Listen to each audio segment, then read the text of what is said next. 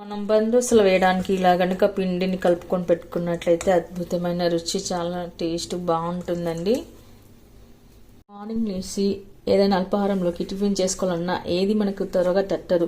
అలాంటి సమయంలో మనం త్వరగా ఈజీగా చేసుకునేగలిగే సొరకాయ బందోసలండి. ఇవి మనం అప్పటికప్పుడు చేసేసుకోవచ్చు. తినడానికి కూడా చాలా అద్భుతంగా ఉంటుంది. మంచి టేస్ట్, చాలా బాగుంటుంది.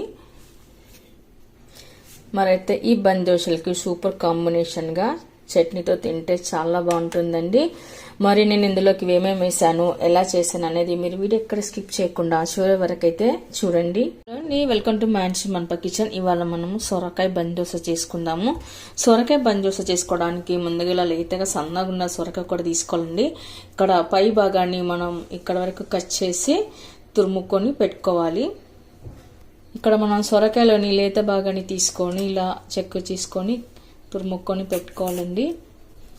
కొద్దిగా మందంగా ఉన్న సొరకాయ తీసుకున్నట్లయితే అందులో గింజలు ఉంటాయి కాబట్టి గింజలన్నీ తీసేసి మనం తురుముక్కొని బందోసకి వేసుకోవాలి.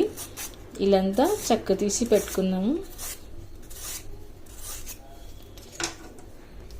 ఆ తర్వాత మనం ఇలా అంకి భాగాన్ని కూడా కోసేసి కట్ చేసుకొని ఇలాంతా తురుముక్కొని పెట్టుకుందాము.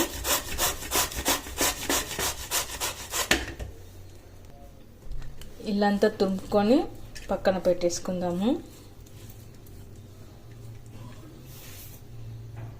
ఆ తర్వాత ఇదే ప్లేట్లోకి మనము సైడ్కి కొద్దిగా క్యారెట్ కూడా తురుము వేసుకుందాము.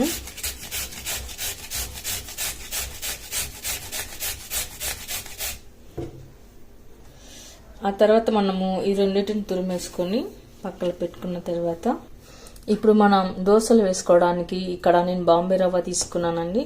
సూజీ రవ్వ అంటారు కదా, ఇలా బాంబే రవ్వ తీసుకున్నాను. ఇప్పుడు ఈ రవ్వ 2 కప్పుల వరకు తీసుకోవాలి.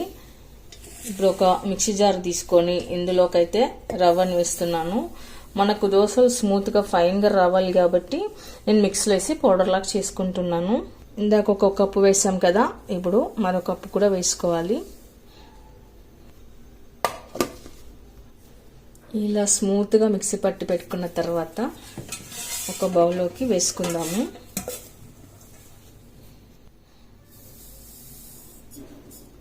రెండు కప్పుల బాంబే రవ్వకి మనం ఇక్కడ 1 కప్పు వరకు అయితే రైస్ ఫ్లోర్ వేస్తున్నాను. బియ్యం పిండి వేసుకోవాలి.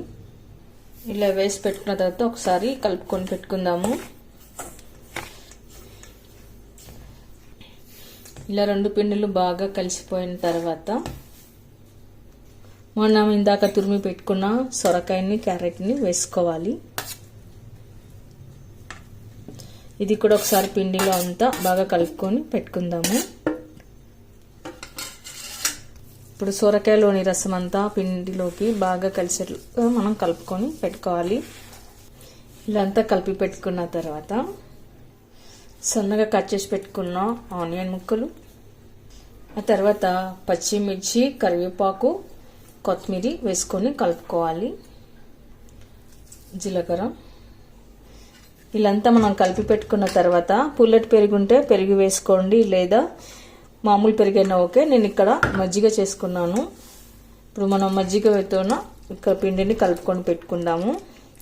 అలాగే కొద్దిగా వాటర్ కూడా మిక్స్ చేసుకోవాలి. ఇట్లంతా ఒకసారి కలుపుకొని పెట్టుకుందాము. మనకి ఇక్కడ మజ్జిగ వేయడం వలన మంచిగా టేస్ట్ అయితే బాగా వస్తుంది.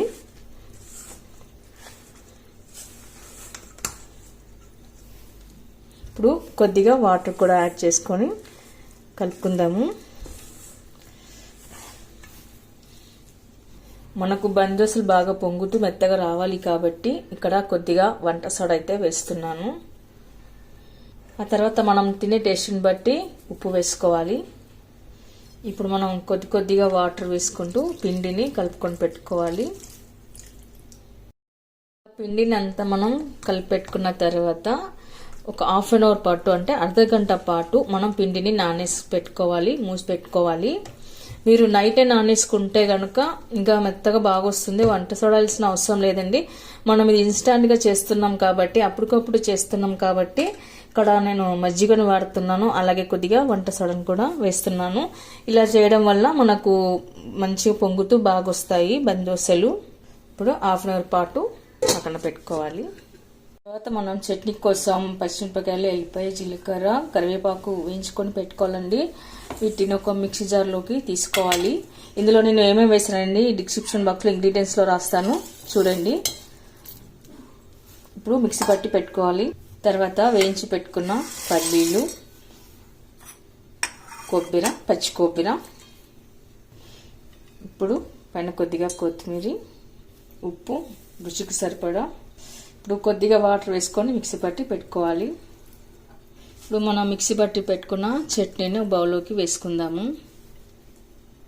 ఇలా మనం పల్లి చట్నీ చేసి పెట్టుకున్న తర్వాత కొద్దిగా నూనె వేసుకొని తాలింపు వేసుకున్నది ఇందులోకి కలుపుకొని పెట్టుకోవాలండి.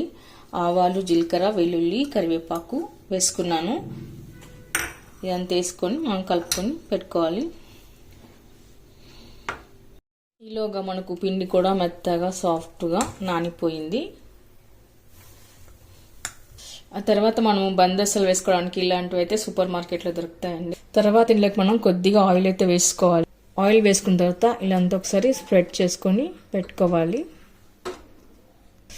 ఆ తర్వాత మనం తడిపి పెట్టుకున్న పిండిని వేసుకోవాలి. మంటను మీడియం ఫ్లేమ్ మీద పెట్టుకుంటూ కాల్చుకోవాలండి. ఇలా అంతా పైన ఉడికిపోయిన తర్వాత మనం ఇప్పుడు తిరిగేసుకోవాలి. ఇలా మనం రెండు వైపులా కాల్చుకొని పెట్టుకోవాలి.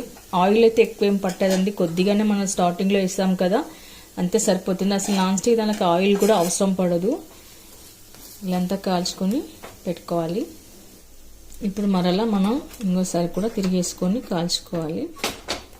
చూడండి ఇటు పక్క కూడా బాగా కాలిపోయింది. ఇప్పుడు మనం సర్వింగ్ ప్లేట్లోకి తీసుకుందాము. మిగతా కూడా అలానే వేసుకోవాలి. ఇక్కడ ఆయిల్ అయితే ఎక్కువ వేయలేదండి.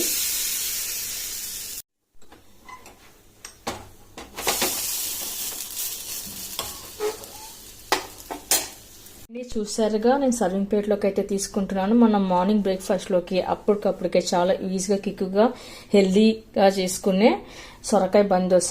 దీనికి సూపర్ కాంబినేషన్గా చట్నీ కూడా చూపించడం జరిగింది. మరి ఈ దోశలు మీకు ఎలా ఉన్నాయి, ఎలా నచ్చాయి అనేవి మనకు తప్పకుండా కామెంట్స్లో పెట్టండి. మీరు కూడా ఒకసారి ట్రై చేయండి. మీకు ఎలా కుదిరిందో కామెంట్స్లో పెట్టండి. లైక్ చేయండి, షేర్ చేయండి. చూడండి ఎంత బాగా బంద్లాగా వచ్చాయో. చాలా ఈజీగా త్వరగా కూడా అవుతుంది మనకు.